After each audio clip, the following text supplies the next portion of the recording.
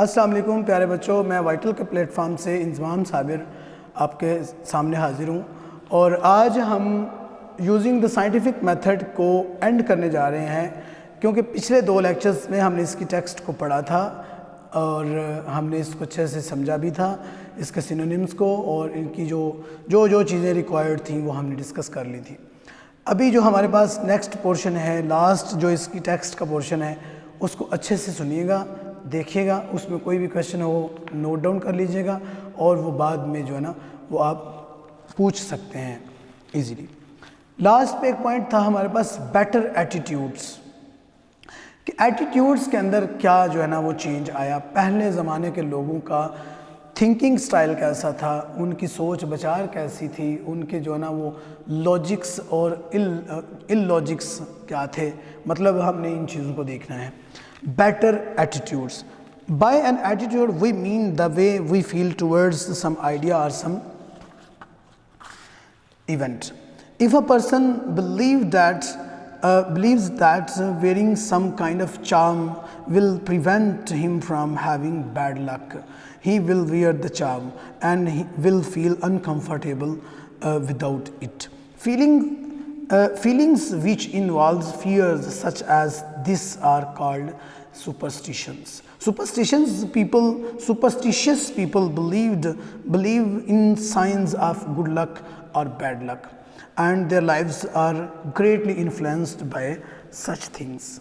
मतलब ये कि जो तोहम परस्ती के असूल हैं, इससे तो आप सल्लल्लाहु अलैहि वसल्लम ने भी मना फरमाया। तो जो ये चीज़ें हैं जो तोहम परस्ती है, ये जो सुपरस्टिशियस जो लोग होते हैं, या सुपरस्टिशंस जितनी भी हम लोगों ने अपने दिमाग पे वो हैवी की हुई हैं, उनसे निकलने का नाम जो है ना वो इनफैक्ट हकीकत को जानने का नाम है। हम लोग जो है ना ये रियलिटी में नहीं रह रहे होते, जितने भी लोग इस तरह की सोच रखते हैं। फॉर एग्ज़ाम्पल यहाँ पे जो बात हुई है कि एक बंदा है कि उसको लगता है कि मैं तावीज़ पहनूंगा तो मेरा ये काम हो जाएगा, और वो तावीज़ के बगैर अपने आप को अनकम्फर्ट फील करता है। तो इसका मतलब ये कि वो समझता है कि ये तावीज़ ही सब कुछ उसके लिए है, जबकि ऐसा नहीं है। ठीक है, आज साइंस हमें कहती है कि भाई there is a logic behind every happening, किसी ना किसी बल्कि हर एक इवेंट के पीछे एक लॉजिक होता है, कोई ना कोई वजह होती है उसकी, जिसकी वजह से वो इवेंट हो रहा है, वो जिसकी वजह से वो काम हो रहा है। आगे देखिएगा ज़रा, superstitious beliefs are being overcome by using the scientific method to demonstrate that there is no sound basis for them. For few people today believe the diseases are caused by evil spirits. Though astrology and fortune telling are still practiced, they do not influence the lives of as many people as they once did. It has been learned that there is always a good natural reason for everything that happens to people. As a result, most people no longer fear black cats, broken mirrors and number 13. मतलब कि बहुत सारे लोग आज भी superstitious पाए जाते हैं, लेकिन साइंस इसको ओवरकम करती जा रही है आस्ता आस्ता। ठीक है, आज भी जो नजूमी हैं, जो सितारे, एस्ट्रोनॉमर जो हैं, जितने भी जो एस्ट्रोलॉजी का नॉलेज रखते हैं, सितारों का इल्म रखते हैं, वो भी कुछ ना कुछ अपना रोल प्ले कर रहे हैं। लेकिन साइंस ने इन सारी चीज़ों पे ओवरकम करके इसको ख़त्म कर रही है आस्ता आस्ता, कि लोग जो है ना वो ब्रोकन मिरर से, ब्लैक कैट से, नंबर ऑफ़ 13 से वो क्यों डरते थे। जैसे मैंने आपको पहले बताया था कि जैसे हमारी दादी आज भी, अगर हमारे घरों में कोई बुज़ुर्ग हैं तो वो आज भी इस तरह के कुछ ना कुछ कंसेप्ट्स रखते हैं कि हमारे छत पे कौवा बोल रहा है तो इसका मतलब है कि आज हमारे मेहमान आने ही आने हैं। और भाई प्रोने ज़रूर आने हैं, मतलब फॉर एग्ज़ाम्पल अगर वो 10 दफ़ा आके कौवा बोल रहा है छत पे, तो क्या 10 दफ़ा मेहमान आ जाएंगे। तो इन चीज़ों को जो है ना वो हम चूँकि आज के दौर में एडवांसमेंट में रह रहे हैं, तो हमें इन चीज़ों से बाहर निकलना है।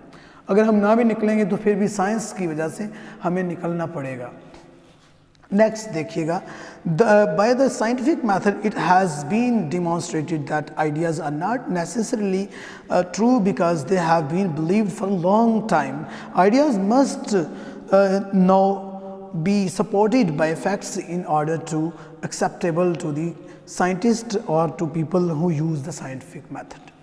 The discoveries of scientists have helped people develop an attitude of open-mindedness. They are more willing to look for new truths that to assume that what has been considered true will always be true. सच तो सच ही होता है ना, because people have had to change their old ideas as a result of new discoveries made by scientists, they are less likely to accept conclusions as the final. तो इस सारी text को पढ़ने के बाद हमें ये पता चला कि भाई एक तो ये बीमारियों पे कैसे कंट्रोल हुआ, फिर हमें पता चला कि जो फूड है, फूड के मामला में किस तरह से एडवांसमेंट आई उसको सेव करने के, उसको बेहतर बनाने के। उसके बाद हमने देखा जो हमारा सैनिटरी निज़ाम है, सिस्टम है, साफ़ सुथराई का माहौल है, उसको साइंस ने कैसे इम्प्रूव किया। उसके बाद जो लास्ट पे था हमारा जो थिंकिंग स्टाइल है वो भी साइंस की वजह से किस तरह से चेंज हुआ। इन सारी चीज़ों को ज़रूर एक दफ़ा रिकॉल कर लीजिएगा ताकि ये सारा कुछ जो है ना वो आपके माइंड में भी रिवाइज हो जाए, और कोशिश करें इसको जॉट डाउन कर लिया करें, लिख लिया करें, और जो चीज़ें आपको समझ ना आए वो आप काइंडली फिर उसका क्वेश्चन पूछ सकते हैं। तो नेक्स्ट जो है ना एक छोटा सा पोर्शन रह गया हमारा इस पूरे लेसन के अंदर, जो की पॉइंट्स हैं जिनकी बेस पे हमारे आंसर क्वेश्चंस भी बने हुए हैं, उनको एक नज़र देख लेते हैं। सबसे पहले human have benefited from science. इंसानों को किस तरह से साइंस ने हेल्प आउट किया, कैसे वो फ़ायदेमंद साबित हुई, ये सारी बातें हम डिस्कस कर चुके हैं। Science helps in controlling disease.